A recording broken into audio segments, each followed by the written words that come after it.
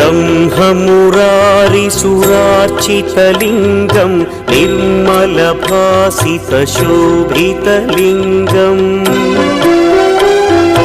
जन्मजदुःखविनाशकलिङ्गं तत्प्रणमामि सदा शिवलिङ्गम्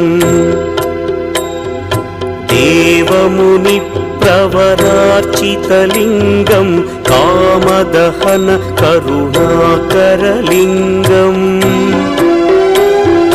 रावणदर्पविनाशकलिङ्गं तत्प्रणमामि सदा शिवलिङ्गम् सर्वसुगन्धसुलेपितलिङ्गं बुद्धिविवर्धनकारणलिङ्गं सिद्धसुरासुरवन्दितलिङ्गं तत्प्रणमामि सदा शिवलिङ्गं कनकमहामणिभूषितलिङ्गं मणिपतिवेष्टितशोभितलिङ्गम्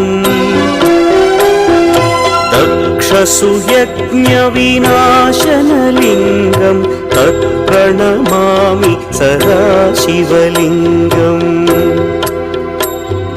कुङ्कुमचन्दनलेपितलिङ्गं पङ्कजहार सुशोभितलिङ्गम् सञ्चितपापविनाशनलिङ्गं तत्प्रणमामि सदा शिवलिङ्गम् देवगणार्चितसेवितलिङ्गं भावैर्भक्तिभिरेव च लिङ्गं दिनकरकोटिप्रभाकरलिङ्गं तत्प्रणमामि सदा शिवलिङ्गम्